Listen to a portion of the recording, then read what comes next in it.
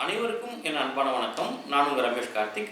இன்றைய காணொலியில் நம்ம விவாதிக்க போகிற தலைப்பு கான்வா போர் என்று சொல்லக்கூடிய பேட்டில் ஆஃப் கான்வா. இந்த போர் எப்போ நடைபெற்றது அப்படின்னா 1527 வருடம் மார்ச் மாதம் 16ஆம் தேதி இந்த போர் நடைபெற்றது. இந்த போர் நடைபெற்றதற்கான காரணங்கள் குறித்து நம்ம ஒரு சின்ன அறிமுகத்தை பேசிட்டு இந்த காணொலியை தொடரும் பொழுது நமக்கு ஒரு நல்ல புரிதல் கிடைக்கும். சரி, முதலாம் பானிபட் போர் நடக்குது.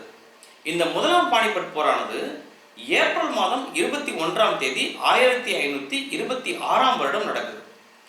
இந்த முதலாம் பானிபட் போர் நடப்பதற்கு என்ன காரணம் அப்படின்னு சொன்னா, இப்ராஹிம் லோடி அவர்கள் டெல்லியை ஆட்சி பண்ணிட்டு இருக்காங்க. ஆப்கானிஸ்தான் பகுதிகளில் பாபர் அவர்கள் ஆட்சி பண்ணிட்டு இருக்காங்க. சென்ட்ரல் ஏசியா ஆப்கானிஸ்தானில் இருந்து பாபர் அவர்கள் இந்தியா வருவதற்கு காரணமாக இருந்த ஒரு போர் அப்படின்னு சொன்னால் அது முதலாம் பானிபட் போர். டெல்லியை ஆட்சி செய்து கொண்டிருந்த இப்ராஹிம் லோடி அவர்களுக்கு தங்களுடைய உறவினர்களே பல்வேறு எதிரிகள் இருந்தாங்க. ஜலால் கான் லோடி, தௌலத் கான் லோடி, ஆலம் கான் லோடி போன்ற அவருடைய மைத்துனர்களே மிகப்பெரிய எதிரிகளாக இருந்தாங்க. இப்ராஹிம் லோடியை எப்படியாவது காலி பண்ணிட்டு அந்த இடத்துல நம்ம டெல்லியை நம்ம கைவசப்படுத்தணும் அப்படிங்கிறதுல குறிக்கோளாக இருந்தவர்கள். இப்ராஹிம் லோடியுடைய போர் முறை, போர் பலம், அவருடைய பலம் தெரிந்தவர்கள் பல்வேறு சதித்திட்டங்களை தீட்டியும் கூட வெற்றி பெற முடியாத ஒரு காரணத்தில் என்ன பண்ணிடுறாங்க அப்படின்னு சொன்னால், ஆப்கானிஸ்தான் பகுதியை சார்ந்த பாபர் அவர்களை பற்றிய அறிமுகம் கிடைக்குது. அவரை அழைக்கிறாங்க. எப்பவுமே ஆப்கானிஸ்தான் அல்லது தைமூரிய வம்சத்தை சார்ந்த அந்த போர் வீரர்களுடைய குணம் என்ன அப்படின்னு சொன்னால், ஒரு நாட்டை போராடி கைப்பற்றுறாங்கன்னா அந்த நாட்டுடைய வளங்களை எடுத்துக்கிட்டு ஒரு குறுகிய காலத்திலேயே தன்னுடைய சொந்த நாட்டுக்கு போயிடுவாங்க. நிரந்தரமாக ஒரு இடத்துல இருக்க மாட்டாங்க. அந்த ஆட்சி கைப்பற்றிய அந்த நாட்டில் இருக்க மாட்டாங்க. இதை ஒரு சாதகமாகவும் பயன்படுத்தி கொண்டு பாபர் அவர்களை அழைக்கிறாங்க. எப்படியாவது டெல்லியை கைப்பற்றி இப்ராஹிம் லோடியை அப்புறப்படுத்திட்டு எங்களை டெல்லி சுல்தானட்டா நீங்கள் நியமிக்கணும் அப்படின்னு சொல்லி கேட்குறாங்க. அவரும் ஒத்துக்கிட்டு டெல்லி வந்துடுறாரு.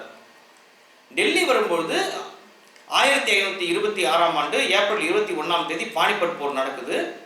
அந்த முதலாம் பானிபட் போரில் இப்ராஹிம் லோடியை வீழ்த்திட்டு பாபர் டெல்லியவும் ஆக்ராவையும் கைப்பற்றுகிறார்.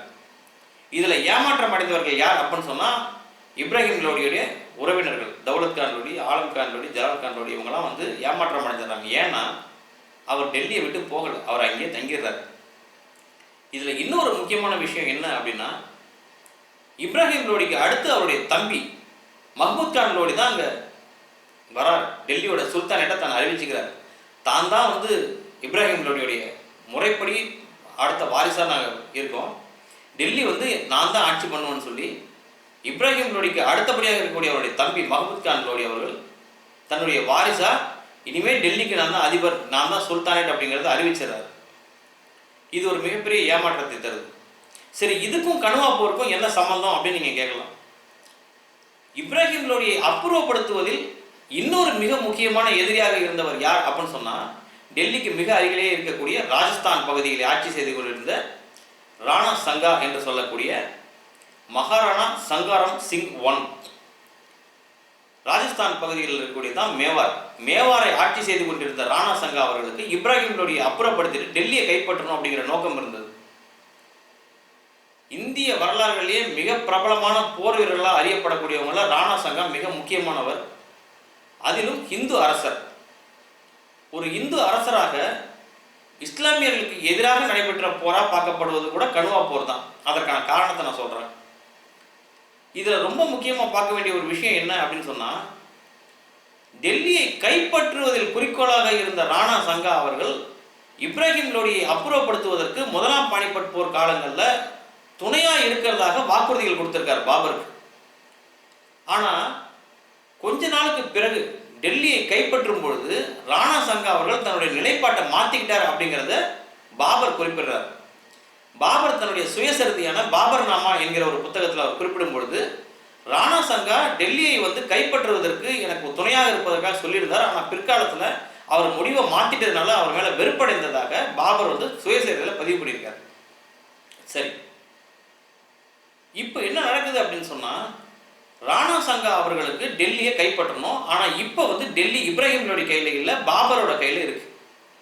என்னதான் மஹ்மூத் கான் லோடியா டெல்லியோட சுல்தானேட்டாக இருந்தாலும் டெல்லியும் ஆக்ராவும் பாபரோட கட்டுப்பாட்டில் தான் இருக்கு. எப்படியாவது பாபரை வீழ்த்தணும் அப்படிங்கிறதுக்கு தேவையான எல்லா முயற்சியிலும் ராணா சங்கா எடுக்கிறார். பல்வேறு கூட்டணிகளை அமைக்கிறார். ஒரு மிகப்பெரிய கூட்டணி. பாபர் அப்படிங்கிறவர் சாதாரணமான ஒரு போர் வீரர் கிடையாது. பல ஆயிரம் மைல்களுக்கு அப்பால் இருந்து படைபலத்தை திரட்டி வந்து இந்தியாவில் போர் பண்ணி ஜெயிச்ச ஒரு மிகப்பெரிய ஒரு போர் வீரர். தைமூரிய வம்சத்தை சார்ந்தவர், கெங்கிஸ்கான் வம்சத்தை சார்ந்தவர். அந்த ஒரு காரணத்தினால பாபரை வீழ்த்துவது என்பது ஒரு மிகப்பெரிய கூட்டணி அமைக்கணும் அப்படின்னா தான் முடியும் அப்படிங்கிறத உணர்ந்து டெல்லியுடைய சுல்தானேட்டா அப்போது இருக்கக்கூடிய மஹமூத் கான் லோடி, இப்ராஹிம் லோடியோட தம்பி, ஏன்னா பாபர் மேலே அவருக்கு ஒரு வெறுப்பு உள்மனத்தில் இருக்கும், பகை இருந்துட்டு தான் இருந்தது. அவரையும் இந்த கூட்டணிக்குள்ளே சேர்க்குறாரு. அது மட்டும் இல்லாமல் குதிரைப்படையில் வந்து மிகப்பெரிய ஒரு அனுபவத்தை கொண்ட ஒரு போர் வீரர் ஹசன் கான் என்று சொல்லக்கூடியவரையும் தன்னுடைய அணியில் வந்து சேர்க்கிறார். இந்த இருவர் மட்டுமல்லாமல் மால்தேவ் ரத்தோர் என்று சொல்லக்கூடிய மார்வாரை ஆட்சி செய்து கொண்டிருந்த ராஜபுத்திர மன்னர் அவரையும் நினைச்சுக்கிறாரு. பிருத்திவிராஜ் கச்சுவாகா அவரையும் தன்னுடைய அணியில் சேர்த்துக்கிறார். ராஜபுத்திரர்கள் என்று சொல்லக்கூடிய ராஜஸ்தான் பகுதிகளை ஆட்சி செய்து கொண்டிருந்த பல்வேறு குறுநில மன்னர்கள் மற்றும் டெல்லியை ஆட்சி செய்து கொண்டிருந்த மஹமூத் கான் லோடி, இவங்க எல்லாரும் ஒரு மிகப்பெரிய வலிமையான ஒரு கூட்டணி, 1,10,000 இராணுவ வீரர்களை கொண்ட ஒரு கூட்டணியை உருவாக்குறார் பாபருக்கு எதிராக போராடுறதுக்கு. அன்னைக்கு பாபர் கிட்ட இருந்தது 80,000 படை வீரர்கள், ராணா சங்கா கிட்ட இருந்தது 1,10,000 படை வீரர்கள், 45,000 குதிரைப்படை வீரர்கள், 55,000 தரைப்படை வீரர்கள் இவங்க கிட்ட இருக்கிறாங்க. பாபருக்கு எதிராக சண்டை போடணும் அப்படிங்கிறத துவங்கும் பொழுது பாபர் கொஞ்சம் அட்வான்ஸாக என்ன பண்ணுறாரு அப்படின்னா, பிப்ரவரி மாதம் 1527 வருடம் ராணா சங்காவுக்கு எதிராக தன்னுடைய போர் படையை அனுப்புகிறாரு. மேவார் பகுதியில் போய் ஜெயிச்சுட்டு வாங்கன்னு சொல்லி தன்னுடைய போர் படைகளை அனுப்புகிறாரு. அவருடைய நோக்கம் என்ன அப்படின்னு சொன்னால், முழுமையான வெற்றி இதில் கிடைக்கலனாலும் ராணா சங்கான்ற அவருடைய போர் வியூகம் என்ன, அவருடைய போர் பலம் என்ன, எப்படி அவர் வந்து சண்டை போட, அவருடைய வீரம் என்ன அப்படிங்கிறதெல்லாம் தெரிஞ்சுக்கிறதுக்காக இதை அனுப்புகிறாரு. அது போலவே ராணா சங்காவும் பயானா என்கிற இடத்துல பாபருடைய படைகளை எதிர்கொண்டு பாபருடைய படைகளை ஜெயிக்கிறார். பாபருடைய படைகளை ஜெயிச்ச உடனேவே பாபருக்கு இவருடைய முழு வரலாறு, ராணா சிங்காவுடைய முழு பலம் என்ன, பலவீனம் என்ன, வரலாறு என்ன எல்லாமே தெரிஞ்சு போயிடுது. தெரிஞ்சு போன உடனேவே ராணா சங்காவுக்கு எதிராக ஒரு மிகப்பெரிய ஒரு கட்டமைப்பை உருவாக்குறாரு. வெடிகுண்டுகள், பீரங்கிகள், துப்பாக்கிகள், பல்வேறு ஆயுதங்கள், குதிரைப்படைகள், தரைப்படைகள் எல்லாத்தையுமே ஒரு வியூகம் அமைச்சு சண்டை போடுறது தயார் பண்ணுறாரு. துலுக்மா என்று சொல்லக்கூடிய ஒரு போர் வியூக முறை, அதில் தான் வந்து முதலாம் பானிபட் போரில் பாபர் அவர்கள் வெற்றி கண்டார். இந்த முறையும் அந்த போர் வியூகத்தை வந்து ராணா சங்காவுக்கு எதிராக பயன்படுத்துவதா அவரும் ஒரு முடிவுக்கு வந்துடுறாரு. இந்த காலகட்டத்தில் பாபருக்கு வந்து மகன் இருக்கார், ஹுமாயூன். அப்போ அவருக்கு வயது 19. ஈஸ்டர்ன் இந்தியா பகுதிகளில் பல்வேறு பிரச்சனைகள் இருக்கிறதுனால ஹுமாயூனை வந்து அந்த பகுதியில் போய் போர் செஞ்சு அந்த பிரச்சனைகளை கட்டுப்படுத்த சொல்லி அனுப்பியிருந்தார். ஆனால் 1527 மார்ச் மாதம் 16ஆம் தேதி ஹுமாயூனை திரும்பி வர சொல்லிடுறாரு. கணுவா என்ற இடத்துல வந்து போர் நடக்க போது, ராணா சிங்காவுக்கும் நமக்கும் போர் நடக்க போது, அதில் உடனடியாக நமக்கு ஆள் தேவைப்படுது, நீ திரும்பி வான்னு சொல்லி ஹுமாயூனை திரும்பி கூப்பிட்டுக்கிறார். இந்த சூழ்நிலையில் ராணா சங்காவுக்கும் பாபருக்கும் நடுவில் கணுவா என்கிற இடத்துல வந்து போர் நடக்குது. இந்த போர் நடக்கும் பொழுது சிகால்டி என்று சொல்லக்கூடிய ஒரு குதிரைப்படை தளபதி அவர் வந்து ராணா சிங்காவுக்காக சண்டை போறாரு. போருக்கு நடுவுலையே பின்வாங்கிறாரு, பாபர் பக்கம் போய் சேர்ந்துடுறாரு. அது ஒரு மிகப்பெரிய துரோகம், அவர்களை ராணா சிங்காவுக்கு இழைக்கப்பட்ட ஒரு மிகப்பெரிய துரோகமாக அது பார்க்கப்படுது.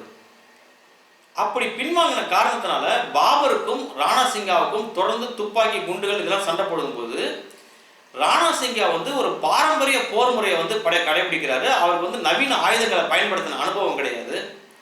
குதிரைப்படை, காலாட்படை, வில், அம்புகள், ஈட்டிகள் இது போன்ற விஷயங்கள் தான் அவர்கிட்ட இருந்ததுனால துப்பாக்கி குண்டுகளையும் வெடிகுண்டு சத்தத்தையும் கேட்ட யானைகள் என்ன பண்ணுதுன்னா ராணா சிங்காவுடைய படைகளையே மிதித்து கொல்ல ஆரம்பிச்சிருது. மிகப்பெரிய பின்னடைவு. ஒரு தளபதி அவர் பக்கம் போய் சேர்ந்துட்டார், பாபர் பக்கம். யானைகள், குதிரைகள்லாம் துப்பாக்கி குண்டு சத்தத்தை கேட்டு மிரளுது, திருப்பி நம்ம ஆட்களையே தாக்குது. இந்த இடத்துல இருந்து பின்வாங்கவும் முடியாமல் போரிடவும் முடியாமல் தவிர்த்துக்கிட்டு இருந்த நேரத்தில் துப்பாக்கி குண்டு வந்து ராணா சிங்காவை தொலைச்சிருது. துப்பாக்கி குண்டு அடிப்பட்ட பிறகு ராணா சிங்காவை அவருடைய போர் தளபதிகள், மிக நெருங்கிய நண்பர்களான போர் தளபதிகளான அண்டை நாட்டு அரசர்களான பிருத்திவிராஜ் கச்சுவாகா மற்றும் மேல்தோவா ரத்தோர் 2 பேருமே என்ன பண்ணுறாங்கன்னா அந்த அடிப்பட்ட இடத்துலேருந்து அவரை காப்பாற்றி, சுற்றி வளைச்சி அவரை காப்பாற்றி கூட்டிகிட்டு போயிடுறாங்க. பாதுகாப்பான ஒரு இடத்துக்கு கூட்டிகிட்டு போகும்பொழுது அவர் உடல்நலம் தேறி வந்துட்டு இருக்காரு. பாபர் அவர்கள் அடுத்த தன்னுடைய படைபலத்தை, ஏன்னா மிகப்பெரிய போர், கணுவா போர்ங்கிறது ஒரே நாள் தான் நடைபெற்றது, மார்ச் 16 1527. அந்த ஒரே நாள் போராக இருந்தாலும் கூட அந்த பக்கம் 1,00,000 பேர், இந்த பக்கம் 1,00,000 பேர், 2,00,000 பேர் வந்து போர் புரிந்த ஒரு மிகப்பெரிய வரலாறு அது. பாபருடைய செயலியும் மிகப்பெரிய உயிரிழப்புகள், கடுமையான ஒரு மிகப்பெரிய போராளி ராணா சங்கா அவர்கள். பாபர் வந்து தன்னுடைய சுயசரித்திலே கொடுப்பு, இது போன்ற ஒரு போர் வீரன் நான் பார்த்ததே இல்லைன்னு சொல்லி அவர் குறிப்பிட்ட அளவுக்கு ஒரு பெரிய போர் வீரன். பெரிய இழப்புகளை பாபர் சந்திச்சதுனால மீண்டும் தன்னை வந்து தகவமைத்துக் கொள்ள, கட்டமைத்துக் கொள்ள பாபர் அவர்கள் கொஞ்சம் நாள் எடுத்துக்கிறாரு. ஆனா இவர் குண்டடிப்பட்டு தப்பித்து போன அந்த ஒரு வருட காலத்திற்குள்ளாக உடல்நலம் தேறிய பிறகு மீண்டும் இன்னொரு கணுவா போரை வந்து பாபருக்கு எதிராக நடைபெறுவதற்கு அவர் திட்டமிடுறார் ராணா சங்கா. ஆனா இது அவர் சொந்த அமைச்சரவையில் இருப்பவங்களுக்கே பிடிக்காம இவரை வந்து விஷம் வச்சிடறாங்க. ராணா சிங்காவுக்கு வந்து பாய்சன் கலந்துடுறாங்க, சாப்பாட்டில் பாய்சன் கலந்து கொடுத்து அவரை வந்து கொன்னுடுறாங்க. ஜனவரி 30 1527 வருடம் 1728 வருடம், அதாவது கணுவா போர் நடைபெற்ற ஒரு வருடம் கழித்து ராணா சிங்கா அவர்கள் தன்னுடைய சொந்த அமைச்சர்களால் விஷம் கொடுத்து கொல்லப்படுறாரு. ஆனா பாபர் என்ன பண்றாரு அப்படின்னு சொன்னா, இந்த பிரச்சனையை நம்ம இப்படியே விட்டுறக்கூடாது அப்படிங்கிறதுனால அந்த போர்ல ஜெயிச்ச 1527 கணுவா போர் நடைபெற்ற பொழுது, அந்த போர்ல வெற்றி பெறும் பொழுது இறந்து கிடந்த அத்தனை பேருடைய மண்டை ஓடுகளையும் ஒரு பிரமிடு மாதிரி, ஒரு மலை மாதிரி குமிக்கிறார். ஏன் அப்படின்னு சொன்னா, எதிரிகளுக்கு பயம் வரணும் அப்படிங்கிறது இவர்கள் கடைபிடிக்கக்கூடிய ஒரு தந்திர முறை. இத்தனை தலைகள் உருண்டிருக்கு அப்படிங்கிறத, இருக்கக்கூடிய எல்லா தலைகள் மண்டை ஓடுகள் எல்லாத்தையும் எடுத்து ஒரு மலை மாதிரி குமிச்சு அது பார்வைக்கு வைக்கப்படுது. ஏன்னா பார்க்குறவங்களுக்கு தெரியணும் போரில் வந்து பாபரை எதிர்கொள்றது அப்படிங்கிறது எவ்வளவு மோசமான விளைவுகளை ஏற்படுத்தும் அப்படிங்கிறது தெரியணும் அப்படிங்கிறதுக்காக அவர் கடைபிடித்த ஒரு தந்திரம். ராணா சிங்கா குண்டடிப்பட்ட பிறகு அவர் தப்பித்து போகும் பொழுது பாபர் அவர்கள் செஞ்ச ஒரு மிகப்பெரிய ஒரு தந்திர முறைனா இந்த தந்திர முறை. அதே சமயம் இன்னொரு தந்திர முறையும் பாபர் அவர்களால் இந்த போரில் கடைபிடிக்கப்பட்டது. ஒன்று, ஒரு ஹிந்து அரசருக்கு எதிராக இஸ்லாமியர்கள் நடத்தக்கூடிய போராக இது அறிவிக்கப்படுது, ஒரு புனித போராக அறிவிக்கப்படுது. என்ன காரணம் அப்படின்னா, கடந்த பேட்டில் ஆஃப் பானிபட்டில் பங்கு பெற்ற அந்த போர் வீரர்கள் ரொம்ப சோர்ந்து போயிருந்தனால அவர்களை உற்சாகப்படுத்துவதற்காக கடைபிடிக்கப்பட்ட ஒரு டெக்னிக் அப்படின்னு சொன்னால் இது ஒரு புனித போராக காட்டணும் அப்படிங்கிறது தான். இன்னொன்று, எல்லோரும் முன்னாடியும் பாபர் வந்து ஒரு சத்திய பிரமாணம் எடுக்கிறார். எதிர்காலத்தில் இனிமேல் மது அருந்தும் பழக்கமே எனக்கும் இருக்கக்கூடாது, யாருக்கும் இருக்கக்கூடாதுன்னு சொல்லி தன்னிடம் இருந்த அத்தனை மது பாட்டில்களையும் உடைச்சி தரையில் ஊத்துறாரு. தரையில் ஊற்றி ஒரு சபதம் எடுக்கிறார், இனிமேல் மது குடிக்கும் பழக்கமே இருக்கக்கூடாது அப்படிங்கிறத சபதமாக எடுக்கிறார். இதெல்லாம் வந்து தன்னுடைய சொந்த போர் வீரர்களை வந்து உற்சாகப்படுத்துவதற்கு அவர் எடுத்த டெக்னிக்ஸ். அதே போன்ற அந்த டெக்னிக்ஸும் கை கொடுத்தது அப்படிங்கிறதையும் நம்ம வந்து சொல்லணும். இதில் பிருத்திவிராஜ் கச்சுவாகா என்பவரும் மால்திவா ரத்தோர் என்று சொல்லக்கூடிய அந்த 2 நபர்களும் அவரை காப்பாற்றி கூட்டிட்டு போகாமல் இருந்திருந்தால் அந்த போர்க்களத்திலேயே அவர் இறந்து போயிருப்பார் ராணா சிங்கா அவர்கள். ஆனால் இருந்தாலும் அவர்கள் காப்பாற்றி கூட்டிட்டு போனால் கூட தன்னுடைய சொந்த அமைச்சரவையிலே துரோகிகள் இருந்ததுனால அவர் விஷம் வைத்து கொல்லப்பட்டார். இதுலேயுமே ஒரு தர்க்கம் இருக்கு, விவாதம் இருக்கு. என்ன அப்படின்னா, அந்த காலத்தில் முகாலய மன்னர்களுக்கு தன்னுடைய எதிரிகளை வந்து நேரடியாக போரிட்டு ஜெயிக்க முடியல அப்படின்னா விஷம் வைத்து எதிரிகளை கொள்வாங்க அப்படிங்கிற ஒரு தரவுகளும் இருக்கு. ராணா சிங்கா தன்னுடைய சொந்த அமைச்சர்கள் இருப்பவர்களுக்கே அவர் வந்து பாபருக்கு எதிராக போரிடுறது பிடிக்கல அப்படிங்கிறதுனால விஷம் வைத்து கொண்டாங்கன்ற தகவல்களும் இருக்கு. இது ஒரு விவாதத்துக்குரியது.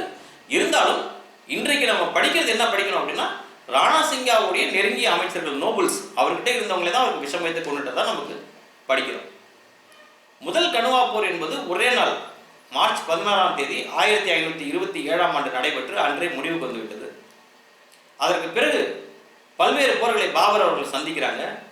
மீண்டும் இன்னொரு காணொலியில் இன்னும் பல முக்கியமான தகவல்களோடு, பல முக்கியமான போர் வரலாறுகளோடு உங்களை சந்திக்கிறேன். நன்றி, வணக்கம்.